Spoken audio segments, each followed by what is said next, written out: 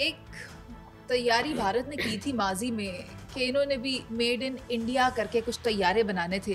वो made in India वाले तैयारे आजकल कहाँ पर इन्होंने लंगर अंदाज कहूँ या हैंगर अंदाज कहूँ क्या कहूँ किए हुए हैं। आप मुझे बताएं कि मेड इन इंडिया वाले प्लेन्स किधर हैं? ये 40 साल का दुख है, ये आज का नहीं है। वो आप क्विक हिस्ट्री कवर कर लेते हैं ताकि हम बेहतर समझ कर पाएं कि कहाँ हैं आजकल और इस जंग में कहाँ थे। भारत के तैयार करते तैयारे और वो कहाँ थे मई में और अब कहाँ है, वो आप पूछना चाह रही हैं।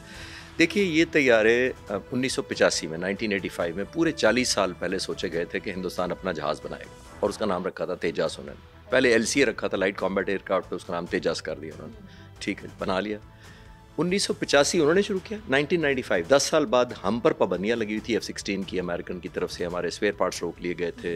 आप सबको याद होगा 80s के एंड में जब हम सोवियत यूनियन से फारिग हुए, हमने मार भगाया, सोवियत यूनियन टूट गया, हमारी अमेरिका को ज़रूरत ना रही, हमारे स्पेयर पार्ट्स बंद कर दिए गए, हमारे पास 40 जहाज़ थे, उनके फ़ंड रोक लिए गए, $658 मिलियन रोक लिए गए।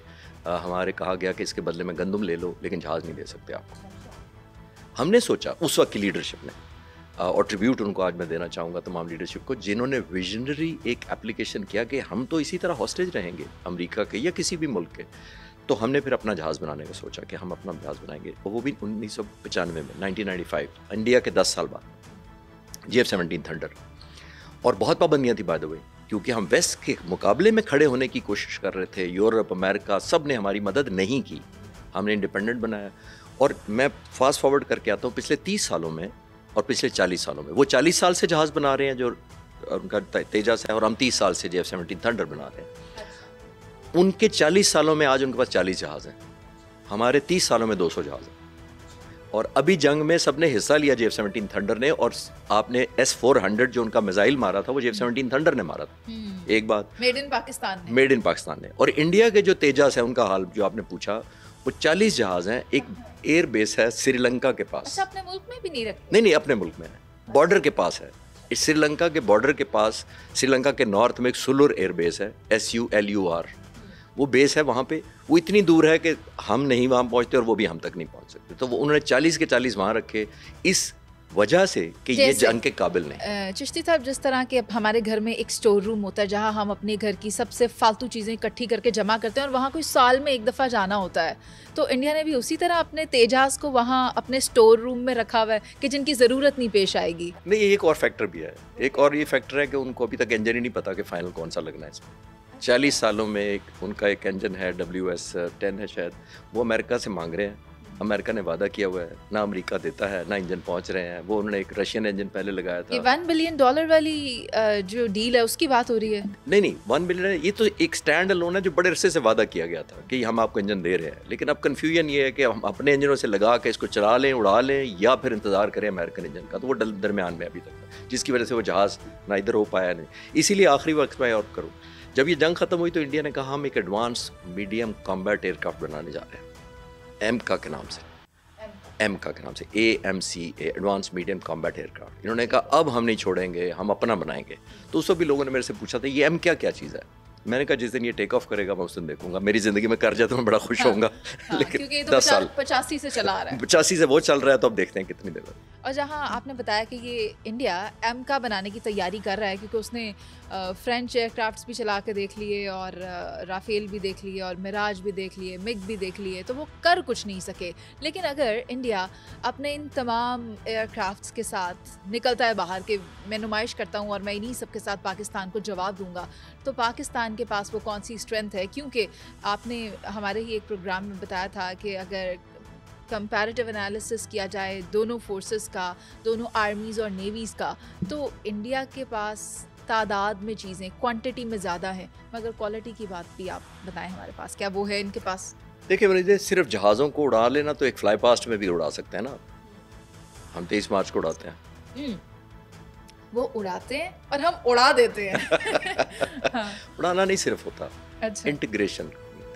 आपने उनका इफेक्ट किया क्रिएट कर, एंड ऑफ द डे आप कौन से टारगेट अचीव करते हैं उनको सबको। एक तकरीबन उनके पास 700-800 के करीब एक्टिव फाइटर जहाज़ हैं इस वक्त, हमसे दुगने से भी ज़्यादा है उनके पास। लेकिन आपने देखना ये है कि आपने सबसे ज़्यादा एसेट्स कीमती रख ली, उनकी एम्प्लॉयमेंट है। और अक्सर आपके स्टूडियो में बड़ा आसान लगता है मुझे मिसाल देना कि ये माइक लगा हुआ है, ये लाइटें लगी हुई हैं, ये कैमरे चल रहे हैं, मेरे हवाले कर दें। अगर मुझे कुछ नहीं आता तो ये मेरी लोग ये दरवाजे से आगे बात नहीं जाएगी। नहीं, आप हमारा शॉर्ट सर्किट करके चले जाएंगे। आप क्या कहेंगे जो मेरे नहीं तो फिर ताड़े भी नहीं। EW वॉरफेयर, साइबर कमांड को अप्लाई कर। तो जब तक ये स्पेशलिस्ट लोग हैं इंटीग्रेट करते हैं तो मेरी और आपकी आवाज़, शक्ल, वीडियो, बातें सारी लोगों तक पहुंच रही हैं। तो ये लोगों तक नहीं पहुंच रही जब तक इनकी टेक्नोलॉजी का आपको इस्तेमाल करना ना आता। सबसे इंपॉर्टेंट ये है कि आपने कैसे उनको इंटीग्रेट करके फैट किया।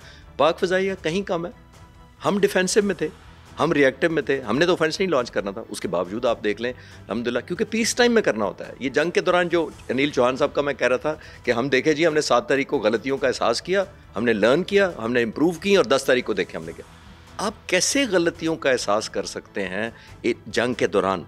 और मैं अक्सर मिसाल देता हूँ, अगर रिपीट ना हो तो मैं फिर कह देता हूँ, रोनाल्डो नंबर 1 फुटबॉल प्लेयर मैं मानता हूँ फुटबॉल का। 90 मिनट का मैच होता है मुनीज़े फुटबॉल का। 90 मिनट की, मैं एक दिन रिसर्च कर रहा था कि रोनाल्डो के पास कितनी देर एवरेज बॉल आती है 2 मिनट पूरे 90 मिनट में। इट्स 2 मिनट्स टोटल पूरे 90 मिनट्स के मैच में 2 मिनट रोनाल्डो के पास 30 सेकंड, 10 सेकंड, 2 सेकंड इस तरह बॉल आती है। उसी में उसने शॉट जब जमा करेंगे तो it comes out to be 2 minutes. 2 minutes के अंदर जो रोनाल्डो करता है, रोनाल्डो को दुनिया उस वजह से जानती है। जो वो 88 मिनट्स में खेलता है उसको दुनिया नहीं जानती है। PF does that. हमें जो 2 मिनट में कहा जाता है, क्योंकि हमने हमारे पास टाइम वही 2 मिनट है। यू कांट टेल के नहीं 88 मिनट मुझे पूरा खेलने दो। रोनाल्डो के पास 2 मिनट में आती है।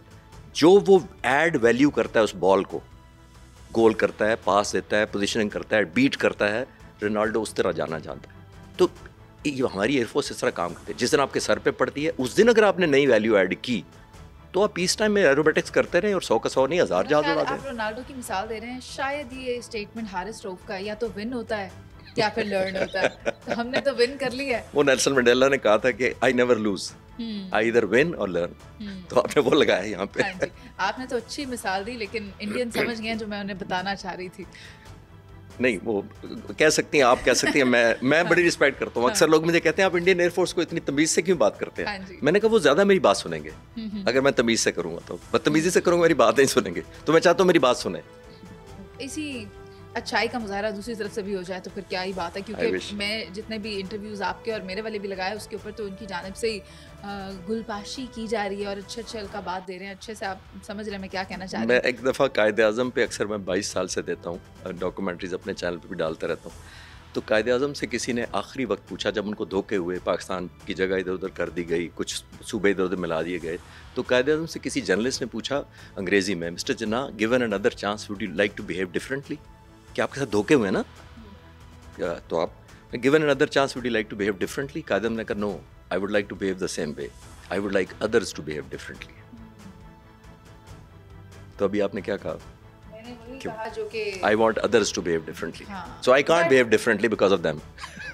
You're saying it right. अच्छा सर, अगर हम बात करें इनकी अपग्रेडेशन की, इनकी टेक्नोलॉजी की, इनके सिस्टम की, S-400 था इनके पास राफेल थे, इनके पास नेवी भी जदीद है, तो हम कहाँ खड़े हैं आज?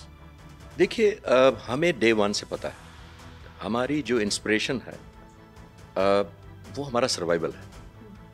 हमारे पास कोई चॉइस नहीं है, हमारी एक कॉज है। मैं फाइटर पायलट हूँ, कोई सेलर हो, कोई सोल्जर हो, we don't fight for hegemony. मैंने तो कहा, मैं पहले भी आपके चैनल में शायद एक दफ़ा कहा था, जब मैं उड़ता हूँ तो मेरा फ्यूल जहाज़ का होता है, मेरा फ्यूल तो कौम होती है पीछे। वो दुआएं देती है, मेरे से एक्सपेक्ट करती है, मैंने तवक्कुआत पूरा उतरना होता है, that makes me fight well.